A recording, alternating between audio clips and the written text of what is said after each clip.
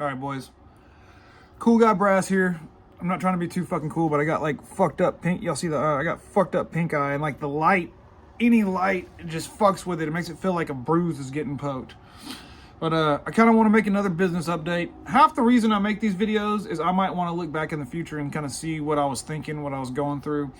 So it was a while back I sold my first six-figure job, and now I've got like 4 or 5 sold, 5 different six-figure jobs sold. I'm working on 2 of them right now, and all the while I'm doing that, I'm still doing my new construction shit for like McDonald's and fast food. Like I got a crew of guys that's all they do is the new construction, and that whole crew is ran by my father-in-law. That's my wife's dad.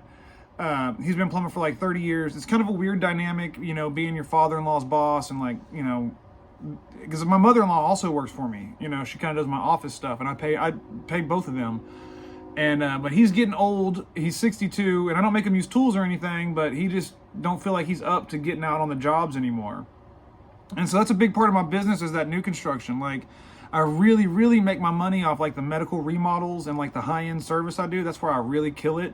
But like those McDonald's and shit, it's steady revenue. My guys are always working. They always have work, and we're always bringing checks in. And so now, like, he's not necessarily going to step down. He's still going to kind of stay on and like do some work for me, you know, like maybe kind of like 2-3 days a week come in, which is, I don't know how the fuck I'm going to pull that off, but like he can help me out on these big jobs because he's experienced. But I hired a hiring service, and I'm paying them like $24 a day. And they've already got me a really good candidate he's a journeyman plumber with general foreman experience, and I'm meeting that motherfucker tomorrow on one of my jobs, and hopefully this fucking pink eye shit goes away. But that cat, you know, he's got a pretty good resume, and I called 2 of his previous employers, and you know, they can't really tell you much about the guy, but they both told me that he is eligible for rehire.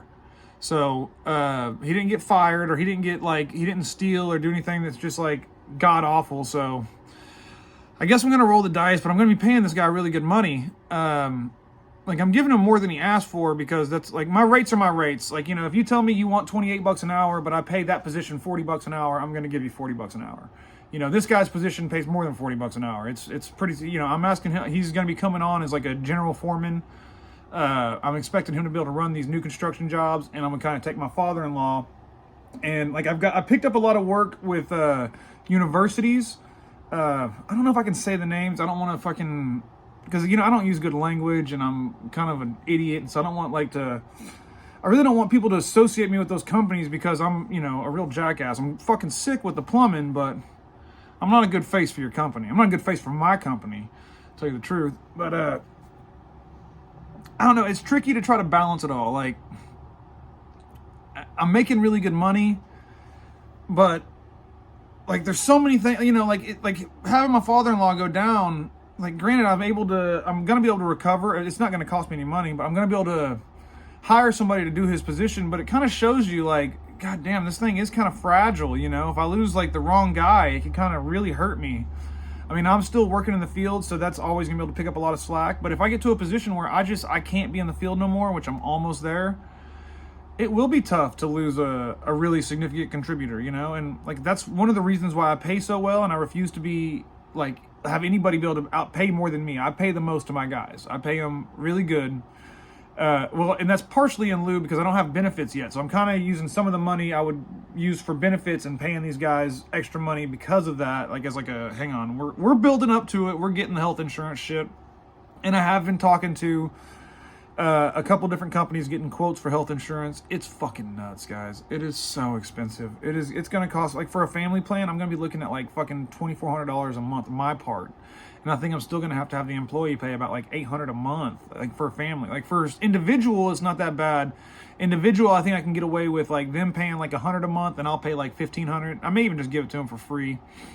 And then I'm like trying to get a 401k program set up where I help contribute to that. Which is kind of making me realize I got to raise my prices even more, because I also got to get a shop. And with some of these big jobs that are about to, I got a shitload of money coming in, and these big jobs are about to close, and I get paid quick on those. So I'm really looking at buying like 2 more vehicles and expanding even further. Like I said, I got the interview with the guy tomorrow, but I also have another journeyman I'm talking to which, you know, I'm hoping I can get him to start kind of doing some of this. He's kind of got a service background, it looked like, and so I'm hoping I can get him to do my like more facility stuff, like the UTD. Oh fuck, I want to say name, like but like the college stuff and like the government stuff. I want to have this guy do that, and if I can keep everybody rolling, you know, like we're already on track for like close to a $2 million a year, and that really makes me think. God, I look like a douchebag with these glasses. That really makes me think I need to, like, I ain't trying to get rich, boys. Like my version of rich is, you know. Like if I was making $5,000 a week take home, which I probably could pay myself right now, like that's, I don't know. I don't have expensive taste, like, you know, like, and I'm really good at saving money and I'm really good at budgeting. So I don't care like how much fucking, like, I'm not trying to get super rich. I want to fucking everybody who works for me to have like the best lifestyle they can possibly have. Like I'm not as big a douchebag as I look like right now. So I really think I need to take all this money that's coming in and just fucking re-chooch it all into new vans, new tools. I'm about to buy some more Pro Presses again. I swear to God, guys, you won't believe how much money I spent on fucking tools. Ladders and shovels. I have bought more fucking ladders and like ladders. Just, I guess they get left behind. What? I don't think I ever lost a ladder my whole career, and like I have bought like in the past 3 months like at least 10 ladders. I've bought more ladders than I have guys, and like those 12-foot ladders are like $350, $400. They're fucking expensive, man. Those and shovels, and I'm buying them fucking $50 DeWalt shovels because they're good. But it's like, it feels like every couple weeks I gotta buy 2 more shovels. It's like, what the fuck? How, am I just throwing these away? But I think that's I guarantee you, every plumbing company feels like they buy too many shovels and ladders. It can't just be me, because that has been unrealistic. So that's another rambling video, guys. But like I said, I'm kind of doing this so I can, at one point, maybe look back and see what my thought process was.